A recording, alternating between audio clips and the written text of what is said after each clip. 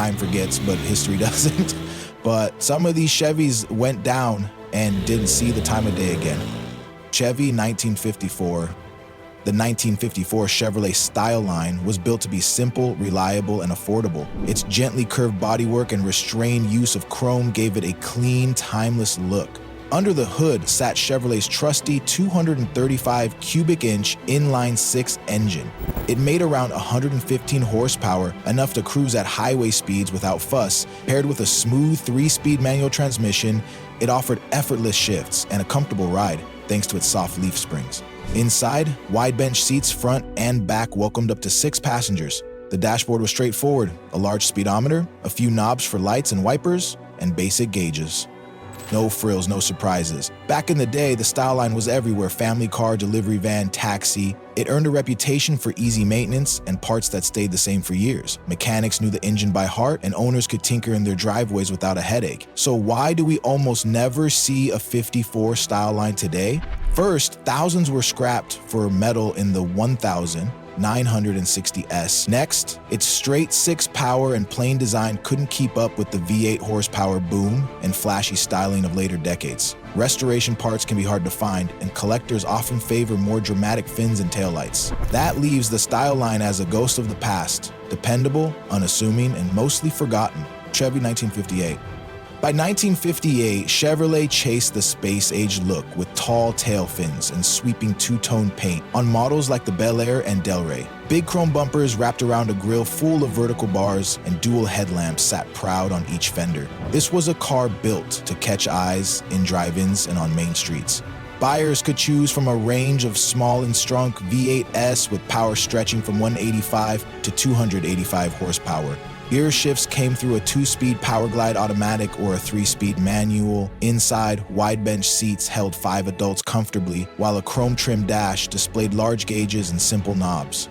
Throughout the 1960S, the 1958 Chevy faded. Early V8s suffered from leaky exhaust manifolds and unreliable spark controls that sent owners to repair shops. Chrome trim peeled too easily, and replacement parts were expensive.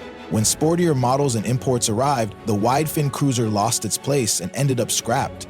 Today, finding a 1958 Chevy takes work. Original trim and sheet metal are rare, and many parts cost a premium when they do appear. Restoration projects stall without hard-to-find pieces. As a result, survivors live quietly in private collections or hidden barns, instead of stealing the show at car meets. They stand as reminders of a bold but fleeting era. Chevy Corvair.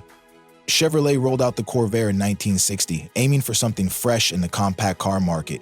It hit a 6-cylinder air-cooled engine under the back deck, which opened up plenty of room in front for luggage. The sleek body featured wraparound windows and a smooth, rounded shape that hinted at European style. Inside, a wide bench seat up front and another in back meant 5 passengers rode together without feeling cramped. A simple 2-speed automatic or a 4-speed manual gave drivers just enough control, and coil springs on all 4 wheels promised a cushioned ride. At first, the Corvair turned heads and won praise for its clever layout. Soon, though, safety concerns crept in. Critics claimed the swing axle rear suspension made the car twitchy in sharp corners. A high-profile lawsuit and bad press drove many families away. Parts and trim became scarce once production ended in 1969. Muscle cars and sporty imports moved in, leaving the Corvair in the dust. Today, it survives only in dedicated circles, barn finds, private collections, and the occasional classic car show. Its bold ideas helped shape future designs, but its checkered reputation ensured it never found a permanent place on the road. Chevy Chev SS and Camaro S3. Chevy Chevelle SS and the 3rd-generation Camaro rode the wave of American muscle and modern style, yet neither commands much attention today. Both cars aim to blend power and flair, but changing tastes and newer icons left them behind. The Chevelle SS reached its peak in the late 960 cubic inch V8, belted out around 375 horsepower. Bold racing stripes, dual exhausts, and a chrome SS badge on the grille made it look ready for the drag strip.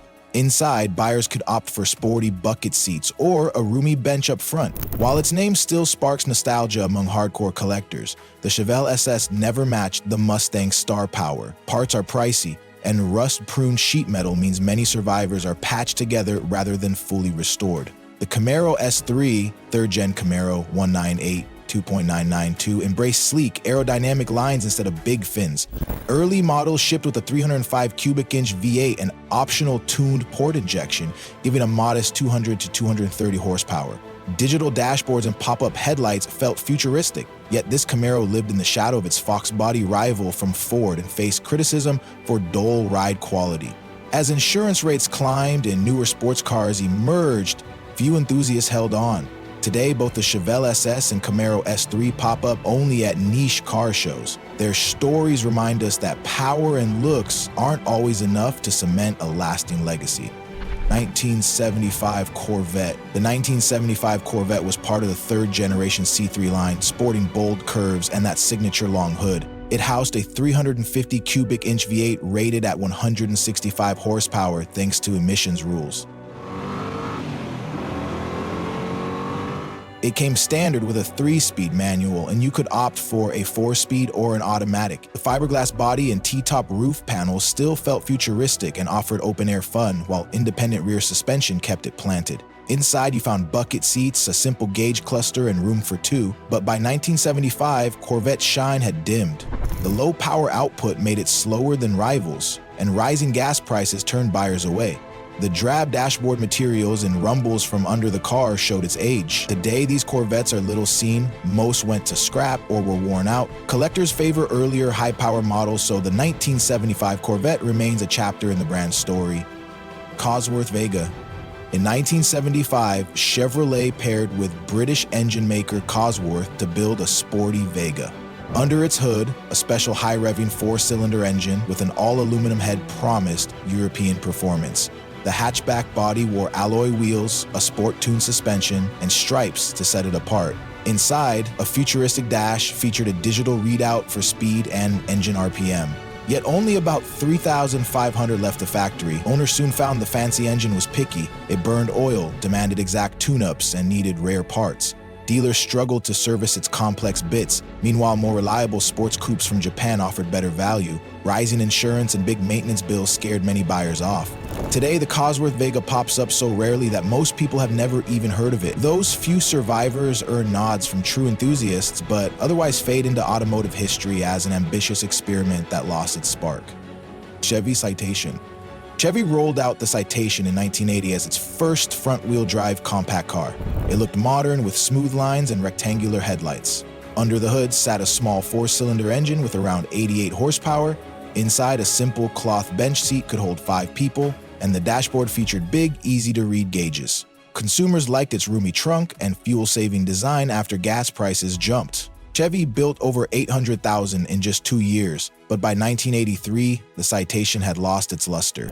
Customers complained about weak brakes, poor build quality, and transmission failures. Early recall notices hurt its image, and competitors from Japan set new reliability standards. With profit margins thin, Chevy stopped investing in fixes. Most Citations ended up in junkyards or got scrapped when they broke down. Today, it's nearly invisible on the road. Old magazines and a few rusty shell husks are the few traces of this once promising car.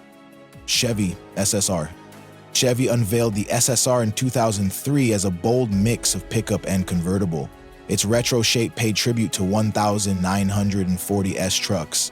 Inside, you found a modern V8, automatic gearbox, and leather seats. The roof's power top folded down. Drop the tailgate and you had a small bed ready for light loads. It stood out on the street. Sales never matched its style. Its heavy weight robbed some of the V8's punch. The price tag sat higher than most trucks and even many sports cars. Owners found fuel bills and insurance costs steep. Chevy stopped SSR production in 2006, leaving fewer than 25,000 built. Today, spotting an SSR feels special. Parts for its unique body and top often come from specialty shops. Most live in collections or local meetups. Without mass appeal or a clear role, the SSR slipped into history as a daring idea that few remember. Chevy Monte Carlo Impala SS. The mid-1970s saw Chevy roll out two factory super sports, the Monte Carlo SS and the Impala SS. Both wore identical 454 cubic inch V8 engines tuned to about 230 HP. Their hoods bulged with pride, and dual racing stripes ran nose to trunk, begging for attention at a glance. Super Sport packages added heavy-duty springs, firmer shocks, wider wheels, and four-wheel disc brakes inside. Vinyl bucket seats flanked a center console with a sporty shifter. Green-lit gauges traced each rev, making drivers feel like they'd slipped into a race car disguised as a cruiser. Then reality bit. The oil crisis drove fuel prices sky high, and insurance firms slapped steep rates on big EE models. Emission rules and stricter safety mandates kept power down. Chevy quietly dropped SS packages as profit margins thinned. Without that badge, the Monte Carlo and Impala soldiered on, but the SS mystique evaporated. Today, spotting a Monte Carlo SS or Impala SS is a rarity. Rust and wear claimed most survivors, and replacement parts for custom springs and wheels carry a premium. They now linger in forgotten barns or corner lots, their bold factory roots overshadowed by flashier legends. They deserve a second look. Chevy Caprice PVV. Imagine a patrol car patrolling quiet streets under a full moon. That was the Chevy Caprice PPV from 2011 to 2017.